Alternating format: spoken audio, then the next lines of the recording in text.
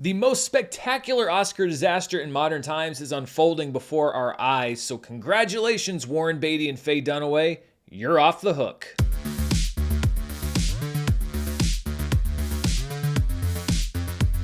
Hello everybody, I'm Dan Murrell here with a video that was actually supposed to come out a few days ago, but news just kept breaking because the Oscar race, which was already, let's be honest, messy, has been getting messier seemingly by the minute. That's right, the Oscar campaign is well underway, and in just the past couple weeks, Best Picture nominee The Brutalist has found itself in the middle of an AI controversy, which we talked about on the channel, and Best Actress nominee Fernanda Torres had to apologize for her role in a 17-year-old sketch on Brazilian TV where she appeared in blackface. But the biggest controversy by far this year surrounds the film that also scored the most Oscar nominations this year, Emilia Pérez, which is nominated for 13 Oscars, a tie for second most all time. I actually had a version of this video written and ready to record for upload on Thursday morning, but Sundance was about to kick off and there was a little voice in the back of my head that said, you know what, maybe just wait one more day. Sometimes that little voice speaks up and I listen, and I'm glad that I did, because that one more day became 2 more days, then 3 more days, because stuff just kept happening. I'm not entirely convinced by the time this video does come out this morning that it won't already be out of date. Of course, the last couple days have been dominated by news about the star of Emilia Pérez, Carla Sofia Gascon, who's nominated for Best Actress, and her unearthed tweets from between 2 and 4 years ago. But with all of the news that's been swirling the last few days, it might be easy to forget that this is just the latest chapter in an Oscar campaign that was already troubled. So let me try to break this down from the beginning as best I can, with a focus on what's been going on in the last, let's say, 4 days. For those who don't know, Emilia Pérez is an international film that was produced by France, Belgium, and Mexico, and was written and directed by the French director Jacques Audiard. It tells the story of a transgender Mexican cartel leader, played by Carla Sofia Gascon, who undergoes gender-affirming surgery from male to female and begins a new life as a woman named Emilia Pérez. She navigates her new life with the help of a lawyer, played by Zoe Saldana, and seeks to secretly reconnect with her old family, including her ex-wife, played by Selena Gomez. Emilia Pérez is also a musical, with 2 songs nominated at the Academy Awards, although the one you've probably heard is one of the ones that's not nominated. It's called La Vaginoplastia, and even if you haven't seen the movie, I guarantee you've probably seen a clip of it circulating on social media. Man to woman. From penis to vagina. Things started out well for Emilia Pérez. It debuted at last May's Cannes Film Festival, where it was warmly received, winning a shared prize for Best Actress for its leads, as well as the jury prize, which is equivalent to 3rd place in the festival. And almost immediately, Netflix picked up U.S. distribution rights for the film for a reported $8 million,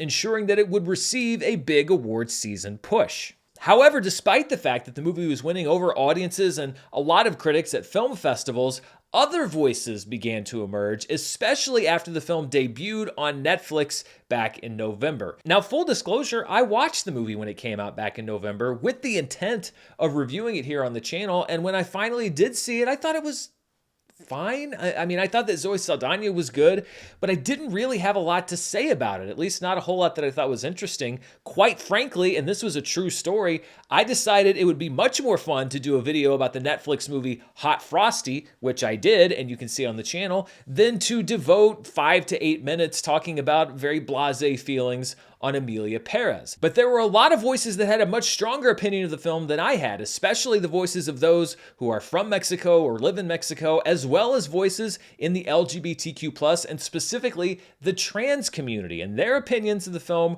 were not even as mediocre as mine were. Many critics have emerged from Mexico, where the film is set, but not where it was shot. Director Jacques Audiard has stated that the real Mexico didn't have the more fantastical feel he was looking for, and decided to shoot mostly in France, which, to be fair, was also the case with this year's The Substance, which did not shoot in California, but also shot mainly in France, with that movie's French director, Coralie Forget. But it wasn't just the fact that the movie wasn't shot in Mexico, it's that many people who are much more familiar with the actual situation in Mexico didn't feel like the film gave it the proper weight, or that anyone involved with the making of the film, specifically director Jacques Audiard, had the expertise to talk about the serious subjects like cartel violence that are a major centerpiece of the film. Audiard does not speak Spanish, despite writing the script and directing actors who mostly spoke their lines in Spanish, which led many Spanish-speaking audience and prominent figures like Eugenio Derbez to criticize the translation of the script and the acting and accents of cast members like Selena Gomez,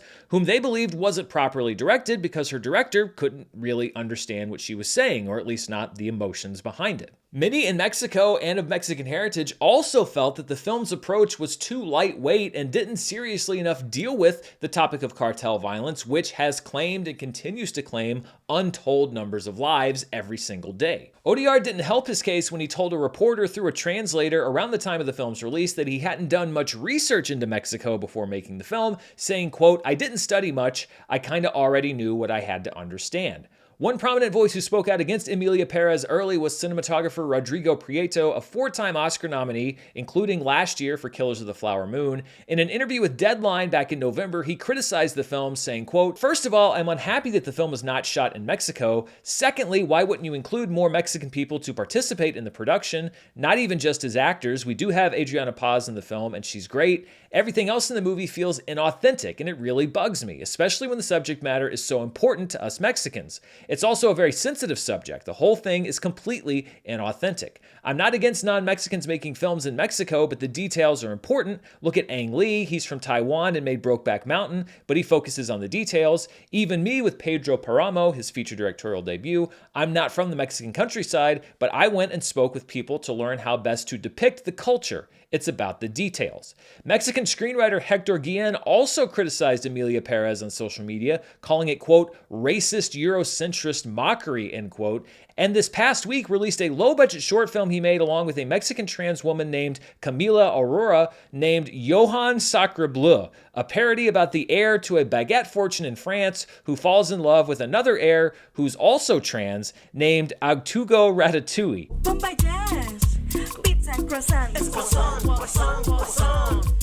And no matter what you think about Emilia Pérez, I think you have to agree that as far as revenge plots go, that one is actually hilarious. But it hasn't been all criticism. Audiard and Emilia Pérez have found voices inside the entertainment industry that are supportive of the film. Producer, writer, and director Issa Lopez, who recently was behind the latest season of True Detective, told CNN, quote, "What's happening with Audiard watching it as a Mexican, when you find out what the movie is about, you think, let's see if there's really an understanding of gender identity, of the reality of violence in Latin America and Mexico. And when I saw the film, it blew my mind. I think he did it better than any Mexican facing this issue at the time. The film is a masterpiece." And Oscar-winning director Guillermo del Toro called Audiard, quote, "one of the most amazing filmmakers alive today," and said of Emilia Pérez, quote, "It is so great to see cinema. It is so beautiful to see a movie that is cinema." Other filmmakers and actors who have lauded Emilia Pérez as one of the best movies of the year include Meryl Streep, James Cameron, and Denis Villeneuve, which is a pretty impressive list of defenders. For his part, Audiard has since apologized to those in Mexico who felt that his approach was inappropriate, but that apology was undercut by an interview clip with a French outlet that resurfaced in the last several days,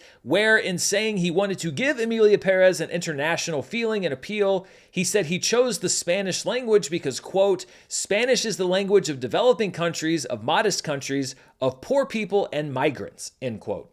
This was bizarrely the least bad thing to happen to Emilia Pérez this week, and it's still pretty bad. However, criticism hasn't just come from Mexico. There are many in the trans community who have watched Emilia Pérez and said that while representation in cinema is good, they don't believe that the representation in Emilia Pérez is an accurate representation of trans people or the trans experience. GLAAD, the Gay and Lesbian Alliance Against Defamation, published an article calling Emilia Pérez, quote, "a profoundly retrograde portrayal of a trans woman," and saying, quote, "Emilia Pérez is a step backward for trans representation."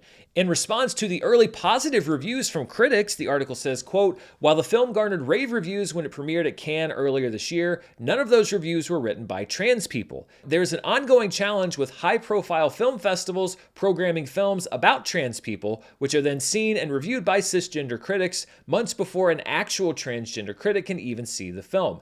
The article goes on to link to several pieces from transgender film critics, including trans critic Fran Tirado, who said, quote, authentic casting is honorable, yes, and credit is certainly due to the process of the film and informing a certain industry standard, and process is certainly something Academy voters care about in their decision-making, but when I watch a movie, I personally am not evaluating the process, much like how when I eat a hot dog, I'm not evaluating the factory. I'm asking, does this hot dog taste good? And readers, it did not. Writing for the website Transcendental Cinema, critic Maddie Lucas wrote, quote, despite its popularity, Emilia Pérez might be one of the most deeply misguided films about transness I've ever seen. It's an ugly, messy film populated by painfully written musical numbers and increasingly bizarre directorial choices that seem wholly uninterested in treating Amelia as a full person.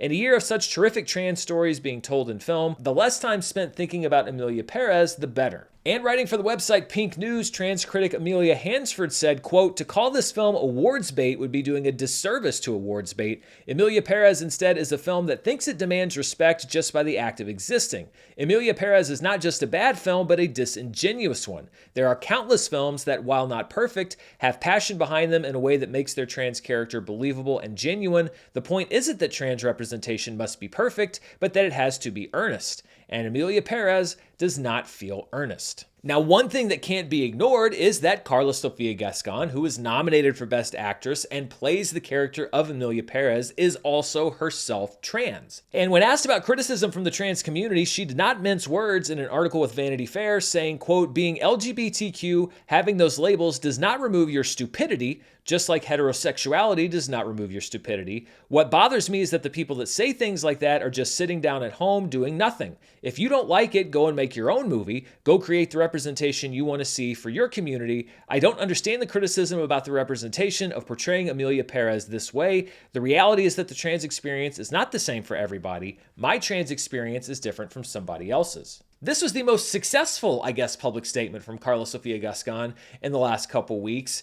And it really all went downhill from here because a lot of people may have forgotten that this past week kicked off with a whole other controversy, which was a perceived attack on Fernanda Torres, who is nominated against Carla Sofia Gascon for Best Actress and whose movie I'm Still Here is up against Emilia Pérez in both the Best Film and Best International Film categories. After praising Torres as a wonderful woman and an amazing actress, Gascon said in an interview, quote, what I don't like are social media teams, people who work with these people, trying to diminish our work, like me and my movie, because that doesn't lead anywhere. You don't need to tear down someone's work to highlight another's. I have never at any point said anything bad about Fernanda Torres or her movie. However, there are people working with Fernanda Torres tearing me and Emilia Pérez down. That speaks more about their movie than mine. Naturally, and especially because the interview where these comments were made was given in Brazil, many people took this as a personal attack directed either at Torres or people officially working with her, which many people said was strange because Torres had been publicly supportive of Carla Sofia Gascon and discouraged those who might be attacking her because she was trans. This also seemed to run afoul of Academy rules prohibiting singling out competing actors during the Oscar campaign, but the next day Gascon released a statement clarifying what she'd said earlier, saying, quote, I am an enormous fan of Fernanda Torres and it has been wonderful getting to know her the past few months. In my recent comments, I was referencing the toxicity and violent hate speech on social media that I sadly continue to experience. Fernanda has been a wonderful ally and no one directly associated with her has been anything but supportive and hugely generous. Remember just a few days ago when we only had one damage control PR statement from Carla Sofia Gascon? Boy, that seems like forever ago because things started to really escalate on Thursday, which was the day I was originally going to post this video, and I'm very glad I didn't because I would have had to do double the work. That's when tweets resurfaced from Gascon from a few years ago that made the Torres comments pale in comparison, ranging from calling George Floyd, quote, a drug addict swindler, to several that could be considered Islamophobic, including one from 2020 saying, quote, I'm sorry, is it just my impression or is there more Muslims in Spain? Next year Shakespeare instead of English will have to teach Arabic. And this was one of the least inflammatory tweets that was pulled. There was even an attack on the Oscars themselves. In 2021, the year that Judas and the Black Messiah, Minari, Nomadland, and Promising Young Woman took home major awards, Gascon tweeted, quote, "More and more the Oscars are looking like a ceremony for independent and protest films. I didn't know if I was watching an Afro-Korean festival, a Black Lives Matter demonstration, or the 8M, which is a reference to March 8th, International Women's Day. Apart from that, an ugly, ugly gala."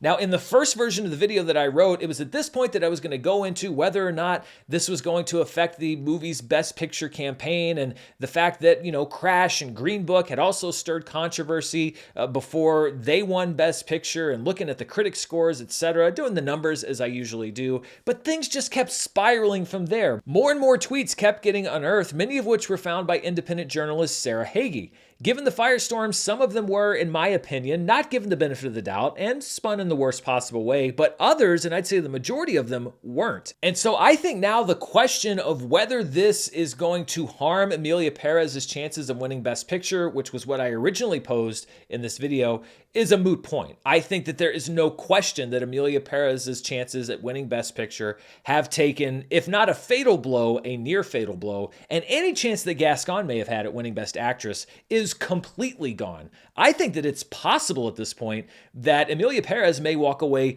completely empty-handed at the Academy Awards, which would be perhaps the most spectacular collapse of an Oscar hopeful, especially post-nomination, in recent history. Scott Feinberg wrote in an article published yesterday, quote, "Based on my conversations in recent days with Academy members, many are going to have a hard time voting for Emilia Pérez in any category, given that Emilia Pérez herself has become toxic." Now, this kind of awards voting, talking to unnamed voters, isn't always accurate, but this is something that has now gone from beyond small circles in Hollywood to make national and in many ways international news. Now, the one category where the movie was considered to be, if not a lock, close to a lock, was the Best Supporting Actress race, where Zoe Saldana has been the odds-on favorite for a very long time to win the Oscar.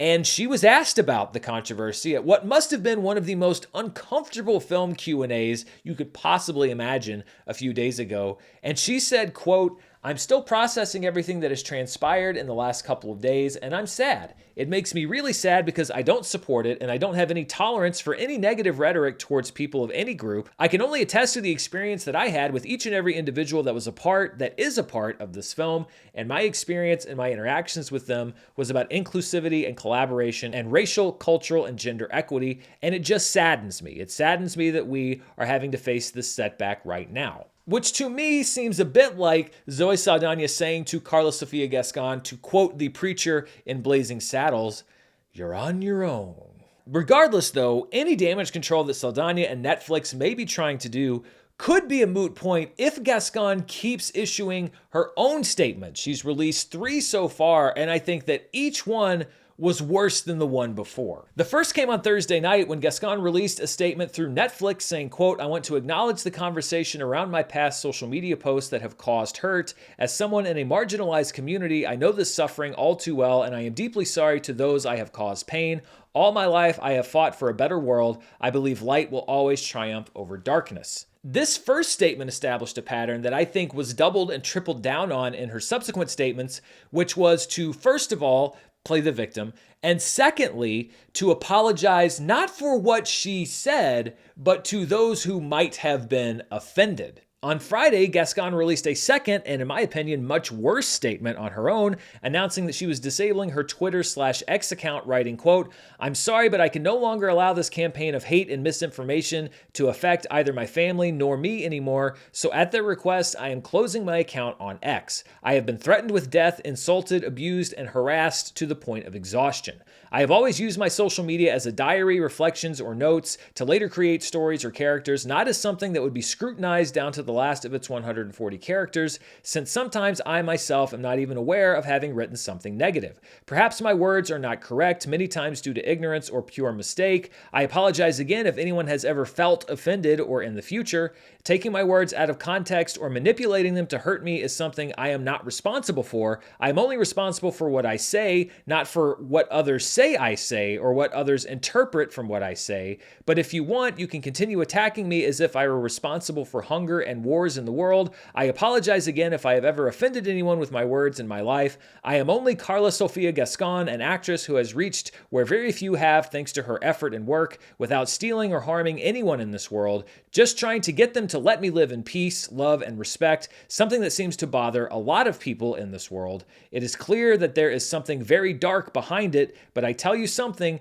the more you try to sink me, the stronger it will make me, the greater victory will be. She got very close to what I think would have been a more productive apology there, but then went on to basically say, but by the way, it's all been misinterpreted. None of it's really thing. It's been skewed, and it just kind of went off track. The lack of accountability, if I'm being honest, really stunned me in both of these last two statements. And finally, yesterday, Gascon released what I think was her worst statement yet on Instagram, writing, "The first thing I'd like to do is ask for the most sincere forgiveness from those who feel bad about the way I've expressed myself at any stage of my life. I cannot repair my past actions. I can only say that today I am not the same person as 10 or 20 years ago, that although I had not committed any crime, I was not perfect either. I am not even now. I just try to learn and be a better person every day. They have already won. They have achieved their objective to stain my existence with lies or things taken out of context. Anyone who knows me knows that I am not a racist. You'll be surprised when you find out that one of the most important people in my current life and that I love the most is Muslim,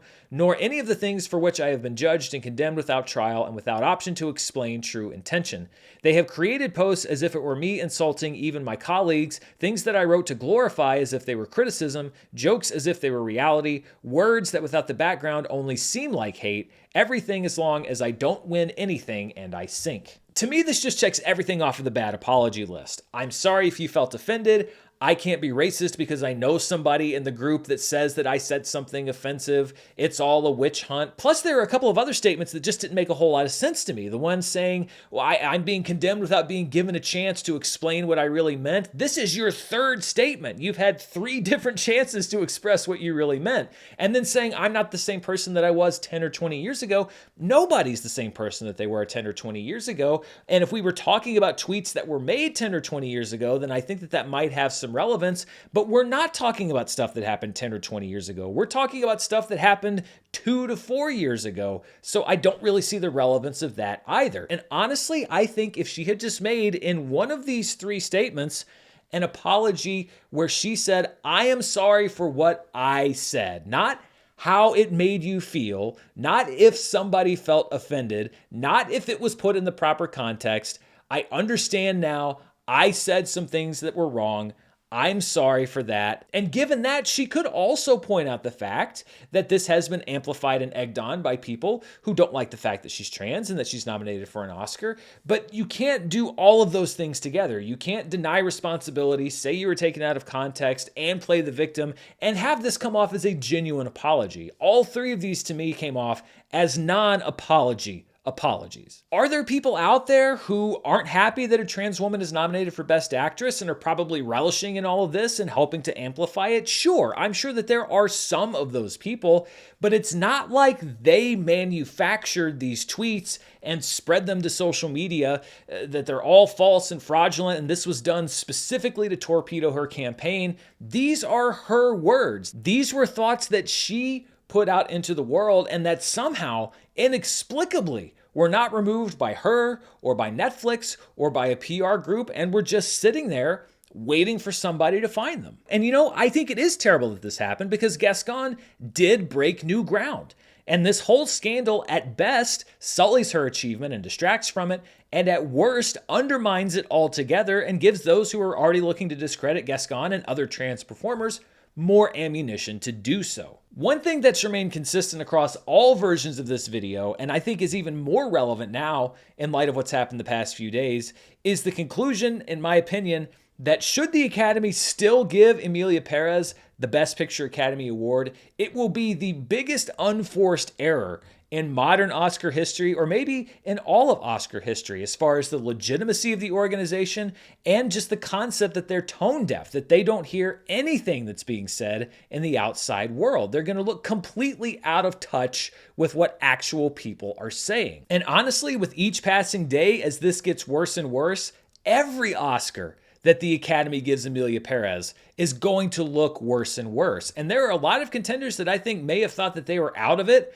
that have much brighter Oscar prospects than they did a few days ago. I'm talking about Diane Warren in the Best Original Song race. I'm talking about Ariana Grande in the Best Supporting Actress race, along with the other nominees. I'm talking about I'm Still Here in the race for Best International Feature. Usually this sort of massive turnaround in an Oscar race is due to a dirty tricks PR campaign, or sometimes a really effective one, but usually a dirty tricks one. And I'm sure that the other studios are pouncing on these stories and helping to amplify them, especially behind the scenes. But should Emilia Pérez go from Oscar favorite to Oscar pariah based on what we've seen from Jacques Audiard, from Carla Sofia Gascon just in the past couple weeks? It's hard for me to see that damage as anything else but self-inflicted. So those are my thoughts on everything that's been going on with Emilia Pérez, at least as far as I know. I'm going to get up sweating in the morning just to see what might have come out before this video is published. What do you think? What's your whole take on this situation?